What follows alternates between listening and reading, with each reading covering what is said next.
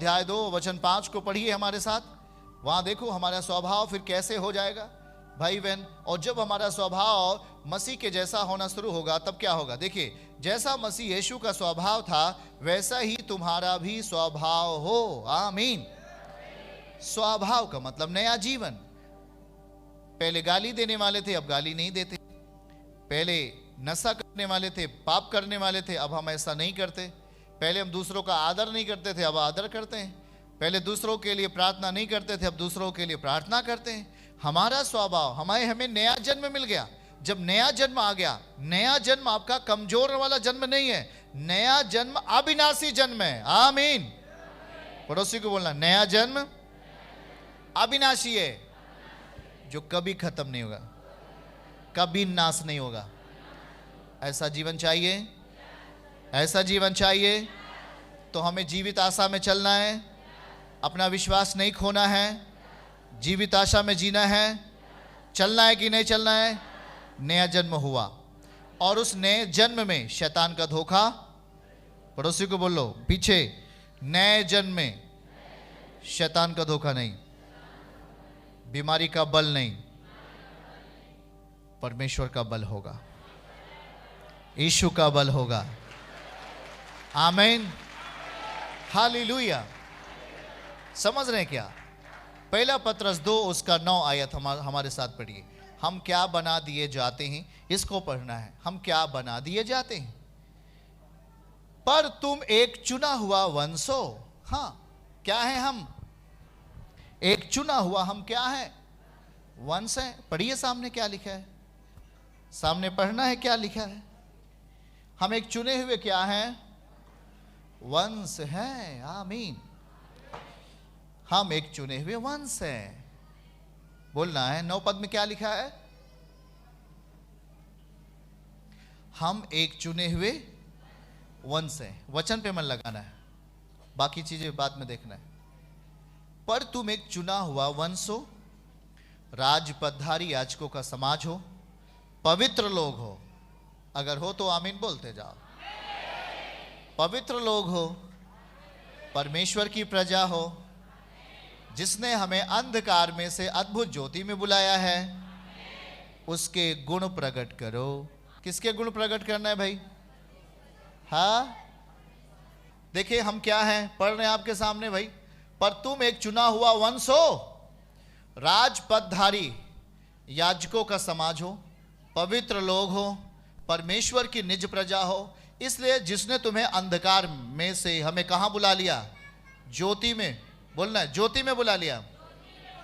उसके गुण क्या करना है? आप बोलना, पूछना है कौन कौन लोग उसके गुण प्रकट करते हैं घर पे जाकर। प्रकट होता है उसका गुण।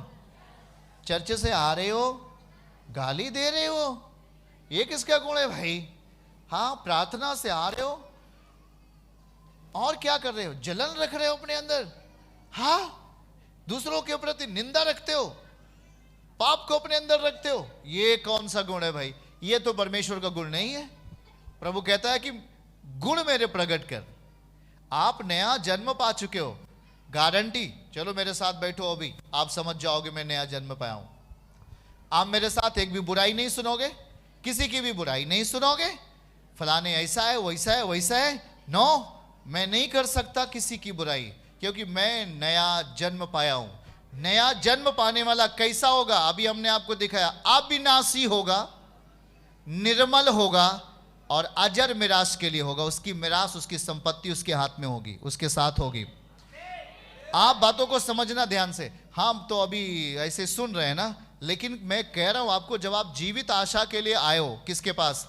यीशु मसीह के पास जीवित आशा रखते हुए आए हो कि नहीं आए? और जी मेरा ये जीवन सही हो जाए, मुझे प्रभु कुछ आपसे मिलना चाहिए, मेरे बच्चों में आशीर्वाद आना चाहिए, मेरे परिवारों में आशीर्वाद आना चाहिए, ये समस्या का बल टूटना चाहिए। ये जो अंधियारा बार बार आकर मेरे परिवार को धोखा देता है, परेशान करता है, सुसाइड करवाता है और तमाम ऐसे पागलपन करता है, हे प्रभु ये सब समस्या है, शैतान का धोखा जाना चाहिए। मैं आशा रखता हूं, इसलिए मैं आपके वचन पर भरोसा रखता हूं। एक जीवित आशा, हम आशा रखते, आशा रखेंगे, हमारा नया जन्म होगा। जब आपका नया जन्म होगा, परमेश्वर का सामर्थ्य आप में काम करेगा। नया जन्म होना है, क्या होना है? नया जन्म होना है। घर पे जाने के बाद, ओ चाची सुरती है क्या? कहाँ जाते हो? प्रार्थना में जाते। अरे तो वो क्या हुआ, सुरती खाते फिर मुंह से बाहर कर देते, इसको अंदर नहीं जाने देते ना, जरा समझिएगा। हम अभी सीख रहे हैं कि यीशु मसीह जब आएगा, कब्रें खुलेंगी, फिर महिमा में हम फिर इसी बॉडी में आ जाएंगे। इसका मतलब क्या है? बॉडी को ऐसे ही जाने देना है क्या? ऐसे बहुत सारे लोग बोलने वाले लोग हैं जो कि अज्ञानता के वश में, अगर आपका शरीर शुद्ध नहीं है, निर्मल नहीं है, पवित्र नहीं है, प्रभु बसेगा इसमें क्या? हाँ, बोल के बताइए। कभी नहीं। यीशु ने कहा तुम्हें पता नहीं तुम्हारा शरीर पवित्र आत्मा का क्या है? मंदिर है। पड़ोसी को बोलो ये मंदिर है प्रभु का। अच्छे से बोलो, ये शरीर प्रभु का मंदिर है। फिर से फिर से फिर से, किसका मंदिर है? मंदिर है। इस मंदिर में क्या करोगे? कूड़ा करकट डालोगे? पाप के साथ इसे जोड़ोगे? तो क्या प्रभु आप में बात करेगा कभी? वो आप में कभी अपना शक्ति सामर्थ दे सकता है कभी? वो गलत बर्तन में, जूठे बर्तन में खाना खाओगे? चलो हम तुमको राख लपेट के दे देते, ले चावल दाल खा लें। खा सकते आप? कोई नहीं खा सकता। गंदे बर्तन में आप खाना खा सकते क्या? क्या परमेश्वर पागल है? आप उसे गंदे बर्तन को सामने ले जाकर बोल रहे हो प्रभु मुझे आशीष दे। कहां देगा? आपका हाथ गंदा है, आपकी आंखें गंदी, आपकी जुबान गंदा है, आपके सोच और विचार डैमेज है, बिल्कुल बुरा है। किधर आपको आशीष दे? किधर आपको आशीष दे? कहीं नहीं। वो आशीष के लिए कोई जगह आपने नहीं तैयार किया, कहीं आपने तैयार नहीं किया। वो बोलेगा अभी नहीं, जब तक तू सही नहीं हो जाएगा तेरे लिए कुछ नहीं है। तो हमें क्या करता है? प्रभु कहता है कि यहां पत्रस लिखता है कि नया जन्म दिया, एक जीवित आशा के लिए नया। जब हमारा नया जन्म हो जाता है तब प्रभु कहेगा हाँ अब मांग तुझे क्या चाहिए। तो प्रभु हमारे लिए एक आशा, जो हमने आशा रखा, हमारा नया जन्म हो गया। हम नए जन्म में अब तो पागलपन नहीं करते, अब हम गुनाह और व्यभिचार नहीं करते, अब चोरी और हत्या नहीं करते, अब नशा की चीज़ों को हम दूर रखते हैं, क्योंकि मुझे विश्वास है हमारा नया जन्म हुआ है। जिस तरह एक नया बच्चा जन्म लेता है, उसी तरीके से हमारा एक नया जन्म हो चुका है। अब नया जन्म होने वाले बच्चे को परमेश्वर क्या करेगा? प्रेम करेगा, उसे संभालेगा। एक माँ अपने नए जन्मे बच्चे को फेंक देता है, उसे संभालता है कि नहीं संभालता? उसका सेवा करता है कि नहीं करता? उसी तरीके से परमेश्वर होता है। जब हम नए जन्म पा लेते हैं, वचन के अनुसार, भरोसा रखने के अनुसार, विश्वास करने के द्वारा, प्रार्थना करने के द्वारा, जब हमारा नया जन्म होता है, परमेश्वर हमसे और आपसे प्रेम करता है। वो बच्चे के समान हमसे आपसे क्या करता है? प्रेम करता है। इसीलिए आपको जानना पड़ेगा, वचन की बातें समझना पड़ेगा। नहीं समझ पाते तो आप बिल्कुल गड़बड़ है। आप अगर आपका स्तर जहां पे है, अगर उस स्तर को आप सही नहीं किए तो आप गड़बड़ है। आप विश्वास के साथ आए, आपने विश्वास किया किस पर? यीशु पर विश्वास किया। आप विश्वास के साथ वचन सीखना शुरू किया। जब आप वचन सीखना शुरू किया, वचन आपके अंदर आ रहा है, आप जगह तैयार कर रहे हो। है आपके अंदर वचन आ रहा है और आप क्या कर रहे हो? जगह को तैयार कर रहे हो। वचन आपके अंदर आ रहा है, जगह तैयार हो रहा है। वचन आपके अंदर आ रहा है, जगह तैयार हो रहा है। क्योंकि जैसे जैसे आपने वचन को सीखा, वैसे वैसे अपनी जिंदगी को सुधार किया। क्या किया? पड़ोसी को बोलो सुधार किया। प्रभु आना चाहता है, मैंने जगह दिया। प्रभु बसना चाहता है, हमने जगह दिया।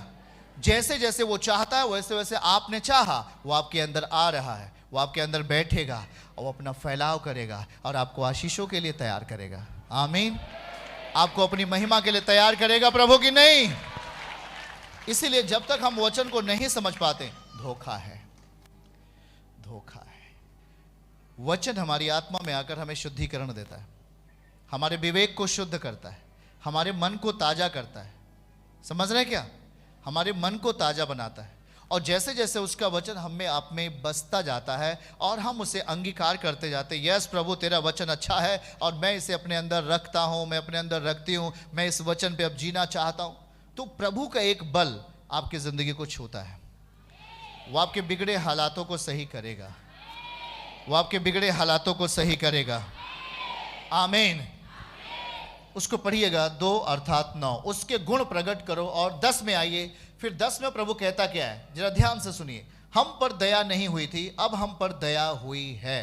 पहला पत्रस 2 के 10 को अगर हम पढ़ेंगे, वहां तो सीधा सीधा लिखा है, हम पर दया नहीं हुई थी, पर अब हम पर दया हुई है। आमीन। हम पर दया नहीं हुई थी, काहे दया हो, हम भटके हुए थे।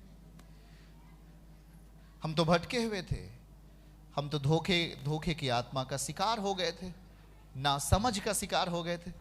हमारे लिए धोखे की आत्मा ही काम करती थी, परंतु परमेश्वर की आत्मा नहीं। लिखा, तुम पहले कुछ भी नहीं थे, पर अब परमेश्वर की प्रजा हो। बहुत बड़ी बात है। तुम पर दया नहीं हुई थी, पर अब तुम पर दया हुई है। अगर इस बात को हम स्वीकार करते हैं, हम पर दया हुई है, तो उसके वचन को अपने अंदर से बाहर जाने मत दो। उसका वचन हमें क्या कर लेना है, पकड़ लेना है विश्वास के साथ। बोलना है विश्वास के साथ। उसके वचन को क्या करना है, समझ रहे? हम पर दया नहीं हुई थी क्योंकि हम भटके हुए थे।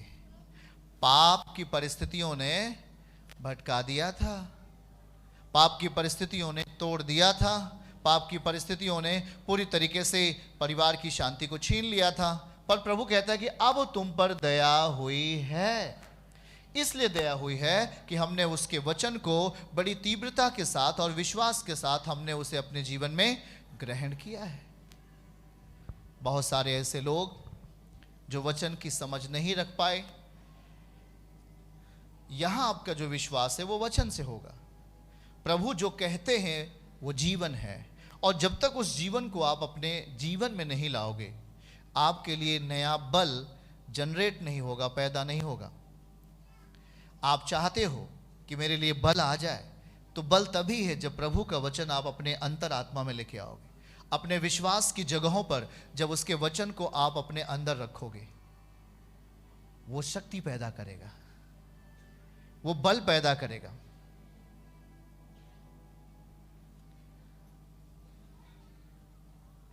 समझ रहे हैं कि नहीं? कितने लोग बातें समझ में आ रही, समझ पा रहे हैं? हम कुछ भी नहीं थे, बोलो हम कुछ भी नहीं थे, पर अब परमेश्वर की हम प्रजा हैं। हम क्या हैं अब? परमेश्वर की क्या है? हम पर दया नहीं हुई थी, पर अब हम पर दया हुई है। क्यों दया हुई है मालूम है?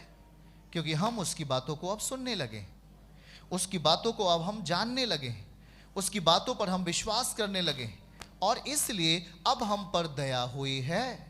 और जब प्रभु हम पर दया करता है तो हर पाप की परिस्थितियों को तोड़कर बाहर करता है, हमारे लिए एक वो क्षेत्र तैयार करता है, हमारे लिए एक माहौल पैदा करता है, हमारे लिए एक आत्मिक माहौल पैदा करता है, जहां पर हम अपने आप को परमेश्वर की आत्मा में लेके चलने वाले बनते हैं। आमीन।